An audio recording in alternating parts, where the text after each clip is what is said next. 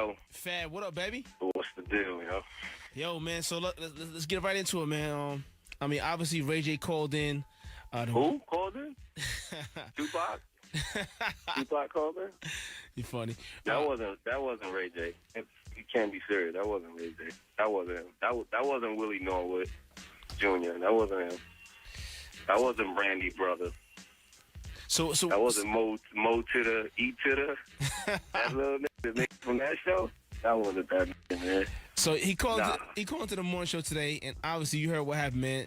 We just want to hear your side of the story, man.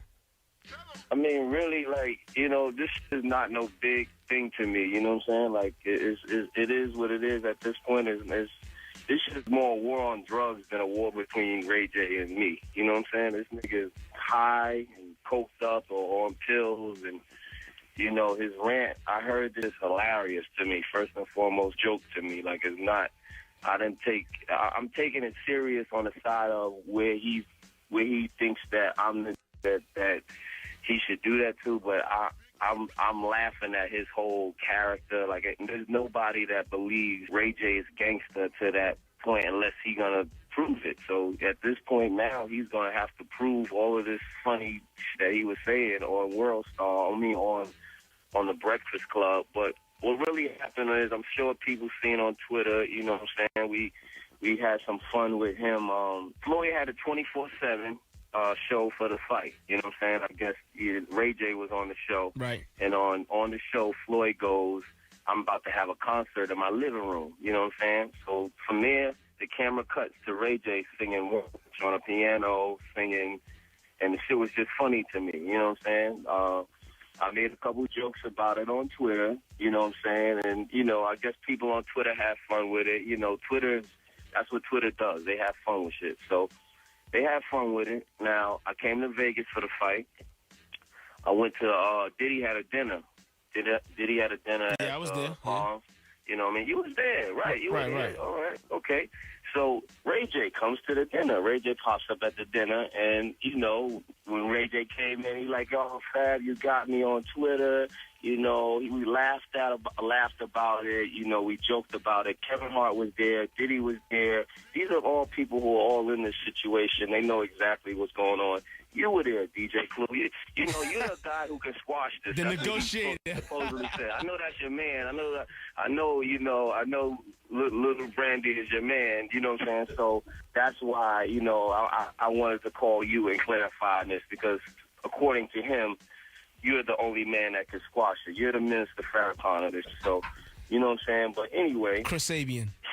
So anyway, comes into the dinner, and, we laugh about it. He chopped it up about it.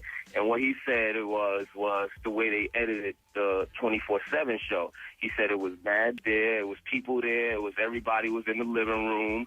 It still was funny. We still were joking, and we still were telling them don't do any concerts in their living room, and don't do any shows in people's basements. You know what I mean? Like, that's not where we want to see his career go. You know what I'm saying? So we all laughed about that, joked about it. He was cool. He sat down. He ate some chicken. You know what I'm saying? Everything was cool. Everything water under the bridge. I have a show here at the Palms with Jada Kiss and Styles P. And I see him, and he's like, yo, we gonna come down to the show later. Everything's cool. I'm like, shit, cool. I'll see you at the show. Whatever. We get to dinner.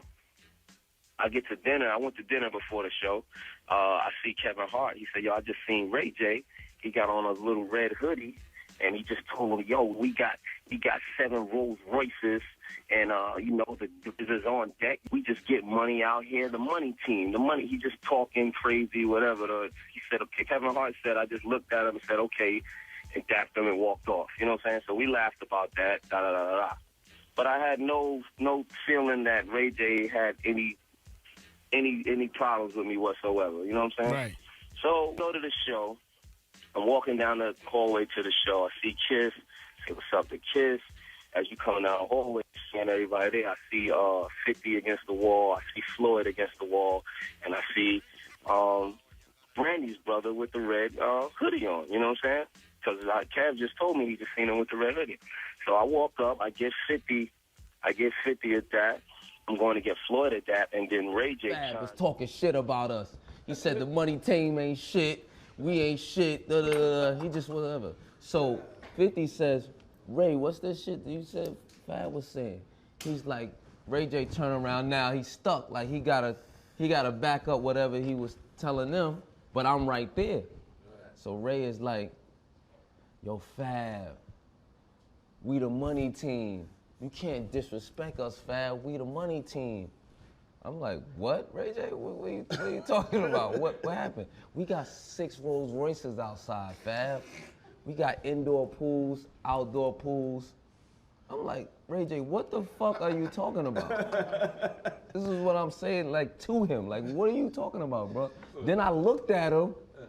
He got the tight red hoodie on that Kevin Hart told me on the phone. He said, yo, he got a tight red hoodie on and flip-flops.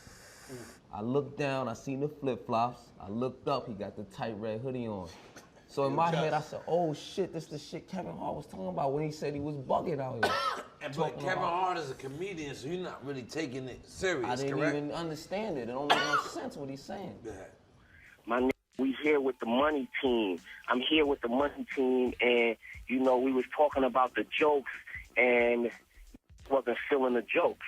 So I'm thinking, like I'm laughing. Like, I'm thinking he's continuing to talk or something from the dinner, you know, and still making more joke of it and probably bringing it back up. I felt the joke was over, but I'm laughing with him anyway, you know, just to not make him look stupid. You know what I'm saying? So right. I go to speak to Floyd, but he's still, like, chiming away over in my ear. So I look back over to hear what he's saying. He's like, yo, there, Nick, real Nick. And he loves to make this rant about 7 Rolls Royces outside and bitches by the pool and, you know, and all his whatever, which means to me. So, you know, he's saying this at this time. So I'm like a Ray J.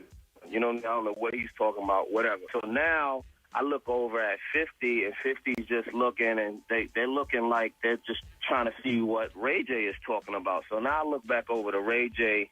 Ray J is like, yo, we real, man. We're not bitch-ass niggas. This the money team. This is this, that, and the third. And I'm just like, hold on. So now I'm looking at him in his eyes, and I'm starting to feel like, is he serious? Like, what's going on here? Are you serious, nigga? So I asked him, I'm like, yo, like, Ray J, what's wrong with you, man? Like, are you serious? What are you talking about? So he like, nah, because this real getting this money, Fab, getting money out here, man. You know what I mean? We on the West Coast, we mobbing, we getting money. I'm like, yo, seriously, Ray J, man? Like, I don't know what you're talking about right now. I don't know what's going on. I don't know what show he's talking about. The money team is right here. Floyd and 50. I said, yo, this don't really got nothing to do with Floyd and 50. I don't know what you're talking about, but this is me and you. Like, what are you talking about? And he's starting to say, like, he still says, so I'm like, yo, all right, Ray J. All right, man. Like, if you're serious, like, you don't, because while he's talking to me, he's like touching my shoulder and like tapping me on the chest and like, you know, just talking. So I'm like, yo, if you're serious, like, let's this end this. Like, first of all, don't touch me no more. Don't touch my body in any form or way. Don't touch me. So he's like, what you mean, don't touch you, Fab? And I said what I just said, nigga, don't touch me. You know what I'm saying? And then from there he leaned back and then he like pushed off of me at my chest. So then when he pushed off of me, I jumped back to him and I grabbed him up. So I grabbed him up. It was no fight. It was no swing. This whole story that he made up, that whole Tupac rant about him swinging on somebody and all of that shit, is all lies. It's all there was never on that Whitney. That was on that Whitney last night or something like that.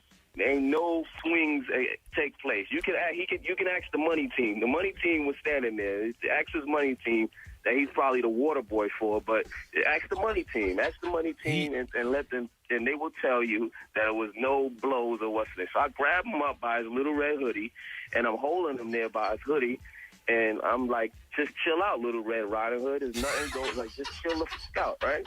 So I'm holding the nigga, and there's a bunch of commotion from all of the security guards and that. The hoodie is over his face. Like, I could have mopped the floor with this kid if I really wanted to.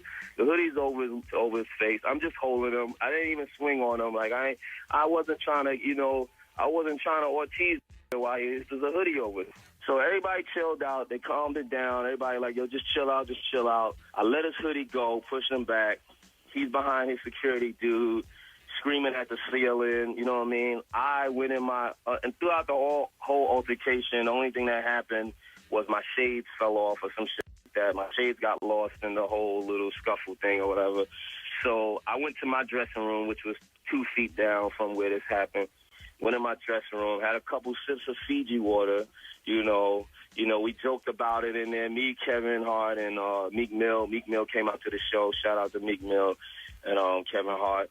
You know what I'm saying? We joked about it for a little bit. I went on stage maybe about 10 minutes after that, did my show. I actually did a show with no shades on. Like, I didn't, the crowd crazy. didn't even know none of that happened, but I never performed without my shades. Yeah, so that was crazy. Just that I didn't have no shades, I just performed. So if anybody wanted, he told the Breakfast Club that my face is up and there's nothing wrong with my face. Unless I got a great plastic surgeon who worked in the last hour or so, like who can work in that quick of time, there's nothing wrong with my face. You know what I'm saying? He didn't swing.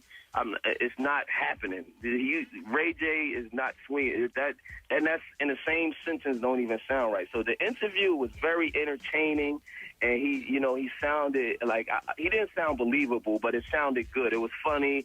I woke up to it. It was very funny. He said a couple gay, funny things in there. I'm not even going to I didn't drop your top, pause. That's not, no dropping no top anywhere. None of that happened. I don't know what kind of niggas you roll with that say that rape niggas and all that, but they're not raping anybody over here on this side. and it's just a big story that he's, I don't know. Up until this point, Ray J was an associate of mine in the industry. I know him and his sister and never really had a problem with him. I didn't have a problem with him when I seen him. I don't know if this was fueled by him trying to prove himself for the money team. But, the real story is that you can't, there's cool niggas and there's real, and you can't mix them with lame. You know what I'm saying? And that's where this got to stop. Like, you got to stop. I don't want to be around no lame no more. Like, I don't want them even around me. You know what I'm saying? There's the cool niggas, the real niggas, and the lame niggas. I don't care if you got money. Being a lame nigga, it's a lame nigga. If you got money, you just a lame nigga with money, and that's it. There's no mixture. It don't make you cool because you lame, but you got money.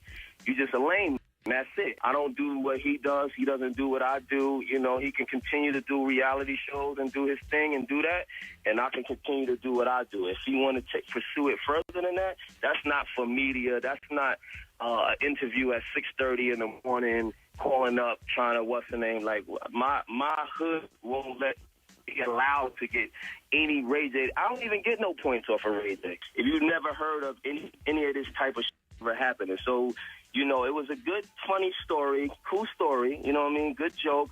It could be a movie one day. Probably not. But at the end of the day, there's no way that Ray J is getting off on me. No way. Never, ever happened. Ever. So, is ever. Is there any way we can squash this, man? No, it's nothing to squash. I don't have like he's talk, like I said, we could progress in our own ways. I could go my way, he could go his way. He could continue playing the piano at Floyd's crib if he wants, and I'll continue to do what I do. You know what I'm saying? And he could do concerts in living rooms all he wants. That's his prerogative. But at the end of the day, like I don't gotta mix in with him. You know what I'm saying? So he could do his thing, I do my thing. If he wants to take it on a different path, which he ain't really about. But if he want to go there, then it could go there, but it won't go there through the media. It's already amplified on Twitter and on radio about people have heard his little story. Like, I was not going to pay this attention, but I don't want people in the back of their mind thinking maybe I'm being silent because Ray J actually, there's some smart people in the world that don't believe this whole little story, but there's some people that don't know. So I had to speak on it, but it's nothing to squash. You know what I mean? I know you're, Clue Farrakhan is trying to Clue put Sabian, Clue Sabian. Yo, listen, whatever, Clue Sabian, whatever you trying to do here. But I could talk a bird down from a tree. Squash. And it could be, it's... Yo, Fab, man, I appreciate you calling in, man. Look, man, you know I'm a good person, man. I could talk a cloud down from the sky.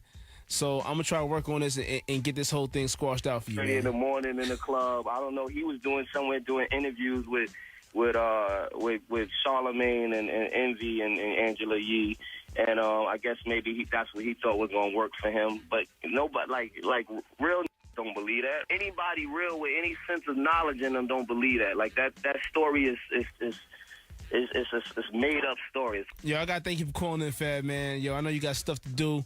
I'll see you when you get back to the city, man. Yeah, man, I'll be back real soon, man. I gotta get some music out behind this. Stay out of trouble, Fab. Yeah, man. I try. I'm gonna try to stay on Twitter too, man. That's where I get in the most trouble at, on Twitter. Yeah, man. But they can follow me. I think I'm gonna get in some more trouble now. I think I'm gonna go on Twitter after this interview. We're gonna try to alleviate all the problems, man. Just keep moving. Yeah, man. Yo, man, Ray J, man, I don't know if you sobered up by now, you know what I mean, if you're thinking in right thought, but you know what I'm saying, like, yeah, this is not a war between me and you, man. You need to clean yourself up, get yourself right, you know what I mean, do the right things, stop letting people around you get you to do things that's really not you, man.